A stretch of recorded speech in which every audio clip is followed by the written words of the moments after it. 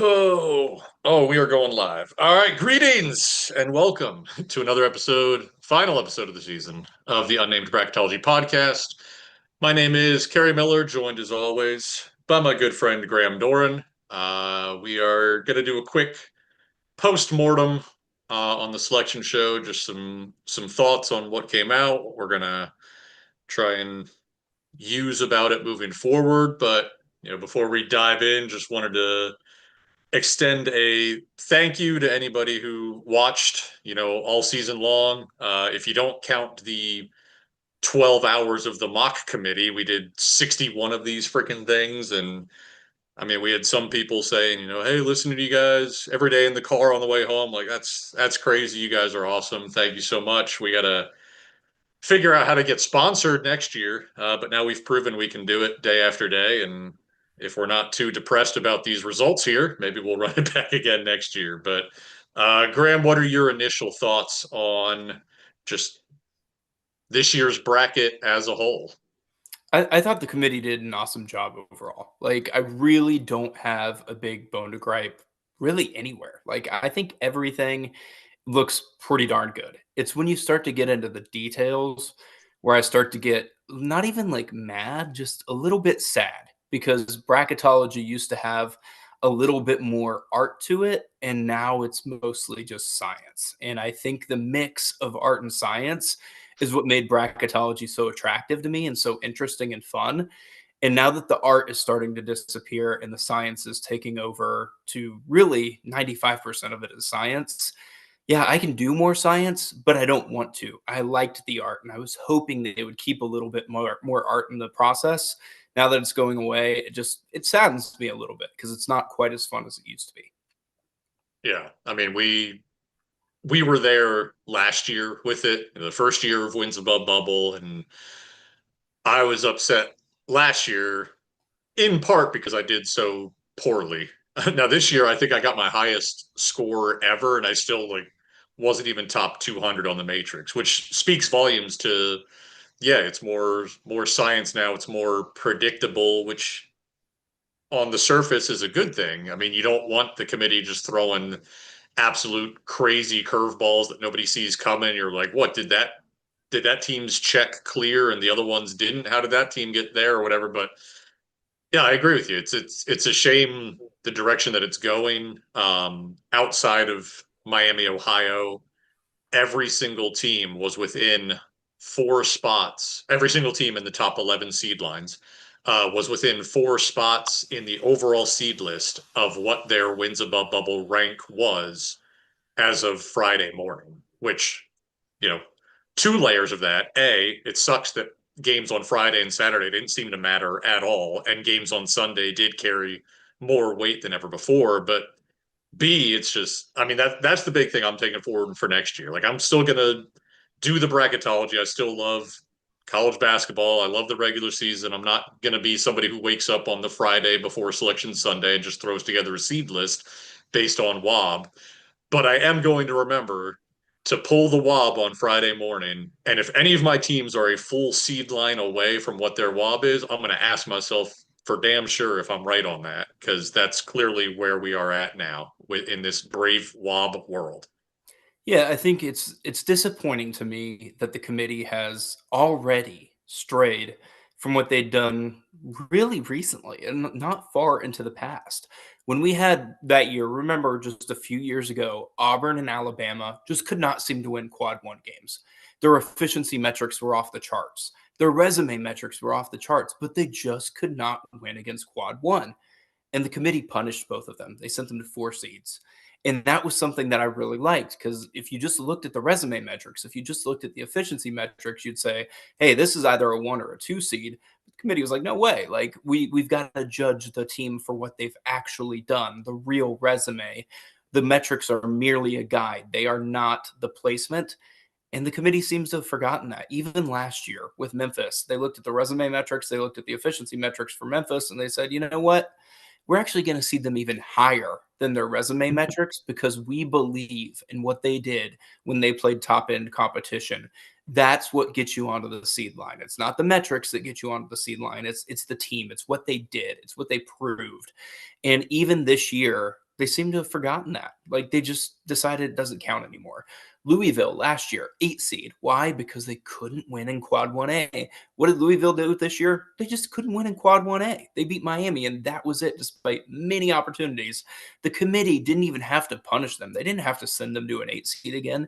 They could have just sent them right to the top of the 7 line and been like, okay, it costs you 1 or 2 overall seeds in the seed list. We just want to prove a point that teams should be rewarded for winning their big games. Committee didn't do it at all. They just placed them exactly where their resume metrics would have them. It makes me sad that the committee is so metric dependent that they really aren't putting in that nuance. I view Villanova this year as a team that makes absolutely no sense to me if you're viewing the actual team versus the metrics. The metrics point to me exactly at a 30.33. Just take their WOB, double it by 2, add their net in, divide by 3, and the average is 30.33, exactly where the committee placed them, 30th overall. Like literally no science at all other than wob, net, divide. That's it. That was the whole science. No art even remotely considered. If they looked at the Hodge injury, they'd realize this team has not been the same at all since he went out. And honestly, they weren't even that good with him. Like they were not playing that well with him. If you look at their win against Wisconsin, yeah, that's a terrific win, but that's all they did when playing top competition this year. They had so many opportunities to prove themselves, didn't do it. The committee still gave them an 8 seed. If I'm over here and I'm a Utah State, I'm wondering what do I have to do? Because I get a 9 seed. Villanova's over here losing to everybody with a pulse except for Wisconsin, and we all know that Wisconsin's prone to some bad games. And I don't think it makes a lot of sense to just go science all the time. Sometimes you've got to add that nuance to the conversation. And I wonder how much conversation did they even have? I would like legitimately like to be in the room and understand what were they looking at? What did they discuss? Because if they really discussed Villanova, I mean, they really talked about this team, it doesn't make sense to put them 30th overall. Yeah, I've said that for a while that I'd like to be in the room. Like, I mean, I'd happily take a year off from bracketology just to be in there and be able to like be that guy who comes away as like, all right, like we hear from the committee chair afterward, and Keith Gill was awesome this year. I mean, probably the best chair that we've ever had in terms of his ability to explain what they did. But I would love to. It doesn't have to be me. I'd love to have somebody who comes away from the committee discussions and they could be like, wait till you hear what the discussion was on team A and B or whatever. It'd just be fun to get that element of it. But dude, that was a rant and a half. You were going for like 5 minutes. I thought I was gonna have to go take a bathroom break or something. But aside from Villanova, which I agree with. And I mean, I thought we both agreed that Miami should have been scrubbed ahead of Louisville after their head-to-head win. Now I know Louisville won at Miami to end the regular season, and then Miami turned around, won that neutral game in the ACC tournament. I thought that was based on where they were in the metrics heading into the game on, I guess that was on Thursday, right? That would have been a quarterfinal in the ACC. Like I thought that should have pushed the Hurricanes ahead, but aside from that, my only real grievance was Vanderbilt. That was a pretty big one for me. But again, if you look at just the Friday morning wins above bubble, Vanderbilt was 16th before winning that second game away from home over Tennessee, before beating the hell out of Florida, which really felt like, boy, how did they not put more emphasis on that? That's the second spot where I can't believe they didn't put more emphasis on a win away from home against Florida, the other being Auburn not getting in. But I do understand that it was 16 losses. They would have had to been really, really confident that the Tigers needed to be in and that, Texas or SMU needed to be out in order to make that decision. But if all that matters is wins above bubble, Auburn was. I think they ended up at a point 0.4. SMU was at a point 0.05. Texas was at 0.00. The exact definition of bubble. Why didn't Texas get left out? Come on. Yeah, I mean, I think the one lesson I took away from the committee this year is that they care about resumes when you get to the bubble area. And I think what that showed me was you get towards kind of the bottom half of that 9 line, they start actually looking at what you've done For everybody else, it seemed like it was really just metrics, metrics, metrics. But then they really looked at the actual team sheet and really dove into it, which makes sense because that's where they usually spend the most time. They want to make sure they got those selections right. I actually predicted that VCU would be out if they lost to Dayton, and that was a pretty unpopular opinion at the time I was saying that. tell me about Yeah, it. lots of negative reactions online. I think a lot of people kept saying, "Well, you're just saying that that's lazy because you think the committee would do it," because it's like, no, look at their profile. They have had so many opportunities to beat tournament teams and they haven't done it. I think it's a serious issue, and I think the committee is going to leave them out if they lose because of it. And ultimately, the committee decided that's what they were going to do. So VCU had to win that game. They won it, and good for VCU. The tournament's better for them being in the bracket. But what it showed me is they really did look at the resumes a little bit more there. Missouri had a stronger resume. We talked about it all year. Their resume was stronger than their metrics, and I think the committee recognized that, putting them on the 10 line. Most bracketologists, I think this is where it's really interesting, Kerry. You and I judge the resumes more than most bracketologists. Most bracketologists are just metrics is pretty much what drives them. And I think that was a big difference is once we got to the bubble, you and I were way more on it than most bracketologists. We were like locked in with what the committee was doing there because we were judging the resume. But when the rest of the seeds, we were not judging the metrics were pretty much everything, frankly. And because of that, we just started to judge the resume a little bit more. I think it really did hurt us in comparison to some of these other bracketologists. And I think that's a takeaway for me is the committee's going to spend the time going forward with the bubble. They're also going to spend the time going forward at the top of the bracket to make sure they're factoring in those Saturday, Sunday changes. But what I guess I haven't articulated this well, but to your point, Friday and Saturday, those results didn't really seem to matter at the time, but they were part of what mattered on Sunday. So what I mean by that is you look at Purdue, the committee, Keith Gill, you explained it. He's awesome. Best chair we've Mhm. ever had. But the way he explained it, he said Purdue was 11th entering Sunday, which I found very odd because you're telling me what Purdue did headed into Sunday wasn't enough to get in front of Gonzaga. The only way that makes sense is if they stopped paying attention and they did that Friday morning and said, hey, they just beat Nebraska, but we don't have to care about what happened right after that. They moved them from 11th to 8th because of that win on Sunday. If not for that, they weren't going to move them. I think you're right. I think Vanderbilt was 16th because that's where Mhm. they had them after Thursday. And then they had them right next to Arkansas at 17th. And they said, we can't have Arkansas behind Vanderbilt. They beat them twice and pretty resoundingly, both times. You can't do that. Arkansas is SEC tournament champions, so they scrubbed them. Every bracketologist, including me and you, I think thought Vanderbilt needs to be higher than that based on what they did over the weekend. But clearly, for the committee, it seems like they stopped paying attention after Thursday, which is what they usually do. Except this year, they added the caveat: if you did something on Sunday, that also moves the needle. Yep. And we you and I definitely talked about that like half a dozen times over the course of our podcast that they're going to pick a couple of spots just to shut us up about nothing matters after Thursday. And we said that over and over. And then we ignored that that was going to happen when we did our final brackets. I know we specifically talked about the possibility that one of Michigan State, Illinois, or Purdue is probably going to win the Big Ten tournament. And then they'll have that evidence to then put them as that last two seed and say, look, we care about this game.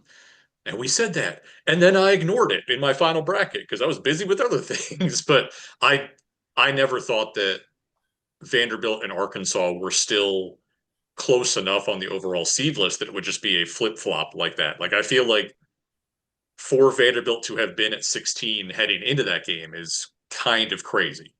And I wonder if they would have kept it that way, if Vanderbilt would have been 16 if they had beaten Arkansas. Like, could you imagine the outrage over that? Like, for Vanderbilt to still be behind like Kansas after winning those four games in a row at the end of the season, but that's probably what they would have done. I feel like they just decided winner 16, loser 17. I actually disagree. I think it was the Mm. same deal as Purdue.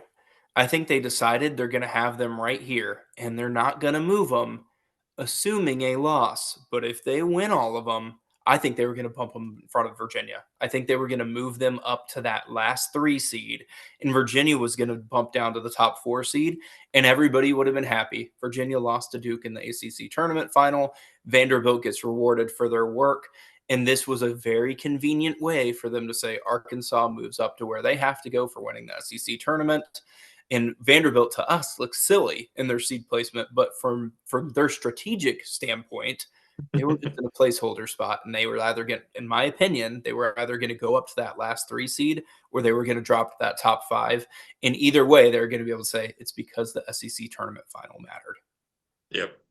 Our friend playing devil's advocate pod has got some questions that I made sure to wear some Nats stuff for him or her. I don't even know. It might be a she. Uh, Asked one question about St. John's. Saying, why didn't St. John's conference title matter? They could have easily just swapped St. John's and Kansas. I mean, I I don't know when you actually start really going through the seed list, but I mean, heading into Big East play, which starts earlier than the other leagues, it was like mid-December. I didn't even have St. John's in. Like their non-conference profile was terrible. And then the Big East was equally terrible. I mean, obviously they got 2 good wins over Connecticut and 2, which I mean, apparently wins over an 8 seed in Villanova, but also lost to Providence. Didn't do much. I felt 18 was perfectly fair for St. John's. I don't think that was a wob thing, but it does feel weird for a double champion of a major conference to be a 5 seed. Like I doubt we've ever seen that before, but we've also never seen the Big East being this bad. Well, I guess what that one year the Pac-12 was like was it 2012? They were a 2 bid league and it was like a 10 and an 11 seed or something. But I think this was kind of a really a one-off where the rest of St. John's profile was kind of terrible. And I mean, even if they did swap St. John's and Kansas, we'd be headed for the same second round pairing. So it doesn't really make a difference. Yeah, if I remember correctly, it was 2012, and Washington was left out as the regular season champion. Cal That's got in right. for the first 4, and Colorado, as the tournament champion, ended up making the field. But yeah, look, what I believe happened with St. John's is really simple. I think they looked at the profile and they saw they had a quad 3 loss, which is very unusual to be a protected seed with a quad 3 loss. Gonzaga had one, but they were also 7-2 against quad 1 and with great efficiency metrics. I don't think Gonzaga's profile was actually comparable to St. John's. And then they look down to who they had on the 4 line, and they're looking over there at Alabama with a bunch of quad 1 wins, scheduled really tough, great road wins. They looked at Kansas, also won at Texas Tech, 6 wins against quadrant 1A, also beat 3 wins against top 2 seeds. So if that was St. John's calling card, was 2 wins against a 2 seed, they were going up against teams that could match that. I think that's Right. problematic for like St. like John's. Texas And they Tech. didn't have They quad they 3 were right losses. ahead of Texas Tech. Yeah, exactly. So I think St. John's, I really don't think St. John's was screwed seating wise, to be honest with you. I think compared to the competition they were facing, it's appropriate for them to be behind Vanderbilt and Kansas. I think that was right when you look at the totality of what they did.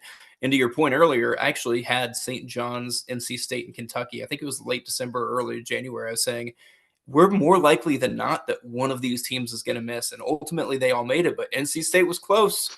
They really were close. All it takes is Yeah. one more result going the opposite way, and NC State was out.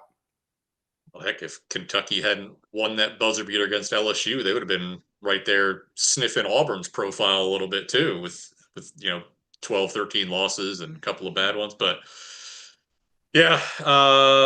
Was there anybody that surprised you that they were outside of Villanova, that they were higher than you thought they would be? Like, I feel like there were a couple that were maybe too low, specifically, Utah State was definitely too low. I thought maybe Utah State could have been a 7 after winning the Mountain West double title, but they ended up a 9. As always, the Mountain West gets underseeded, but I can't really think of anybody outside of Villanova that I was like, man, they're not that good.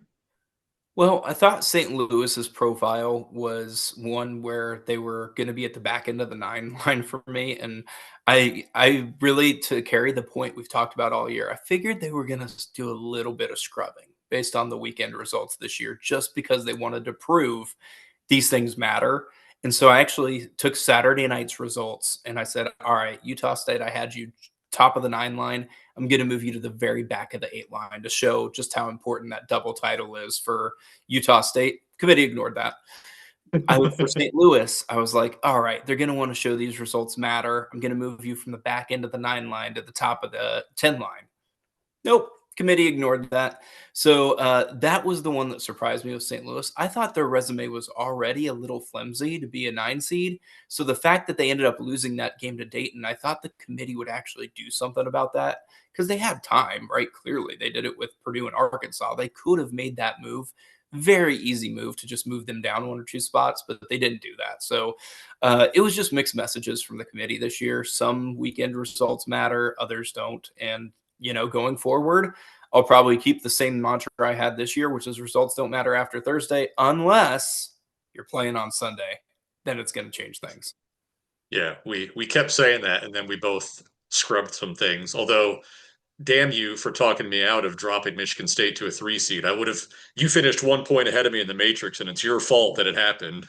I would have ended up with Purdue ahead of Michigan State for that. But although at the time I wanted to put Illinois ahead of Michigan State, and that would have been wrong. But um, what was I going to say? Oh, what the heck with the Texas and NC State playing a rematch? Like the committee couldn't figure that out. Like if you and I had put that matchup together, people would be like, "Did you not watch the Maui Invitational?" But the committee can do it just because. And I know there's the rule that right you can relax really any bracketing principles for the last four, but they so easily could have just swapped SMU and NC State. I feel like NC State got royally screwed here. Like they could have been facing Miami, Ohio for then the right to go to Philadelphia. Now they're facing Texas for the right to go to Portland. I mean, it's crazy that they couldn't get that just because they wanted it to be 41 against 42 and 43 against 44, which also I've never really understood. If it's 1 versus 16, why shouldn't it be 41 versus 44? Yeah, I get the idea that they didn't want to have a rematch against Virginia in the second round. On the other hand, like that assumes that the teams actually win, right? Like that's the other caveat. You don't know who's going to win the game, so maybe you just assume, hey, if an ACC team loses, we don't have to worry about Virginia being a potential second round opponent, anyways. If you're gonna try to go out of your way for all that stuff, I would avoid the one thing we know, which is a for sure rematch in the first Yeah, four. I would have avoided that for that reason. yeah, and I wish they would have. Right, what were the other pods? It was Louisville as the 6th seed. I forget which one there. I think they're in Buffalo, and then UNC is in Greenville. Like those were the other options for where they could have put that Thursday play-in game, but they decided to avoid it because they didn't want NC State playing an ACC team in the first round. But they played each of those teams as many times as they've played Texas this season. So what does it matter? They could have saved them the flight all the way out to Portland. It's just kind of crazy. But uh, any other final thoughts before we call it a season? No, I just think this committee really did do a good job. I don't want to Yeah, take away from that. Like this was an absolutely fantastic job by the committee. I think it's the best job I've ever seen. I just hope that they start to have a little bit more conversation and nuance when seeding teams moving forward, because it's very clear they did that around the bubble. They did not just stick to the metrics when it came to the bubble. They really thought, what does this profile actually mean? I'd like to see them go back to that for the entire bracket. And we talk about, well, how did you score on whatever? Like, the only reason I ever care about that is I just have to mute a bunch of people on Twitter when they try to post my score about the bracket matrix. I don't care about that. I would much rather the committee do it the right way than me get a 404 on the bracket matrix. Like that means nothing to me if it's because the committee didn't do it the right way. Like I want to project what a good bracket looks like, not necessarily what the easy bracket is. yeah. As we say all the time, like the your matrix score is only whatever 5 to 10% of the journey. It's all about the friends you make along the way, and I think we made many this season. I think this was good. These daily conference based ones until the absolute calamity of the final week, and we were just flying by the seat of our pants. But what's championship week if bracketologists aren't losing their minds. But again, thanks to anybody who watched with us all season long. This was a joy of a journey, even though it's a little bit sad that WOB is all that matters anymore. But we know better for next season when we do our week-long segment on just what's it going to take with wins above bubble. We'll apply that during championship week a little bit more as well. But enjoy the tournament. Good luck with your brackets, and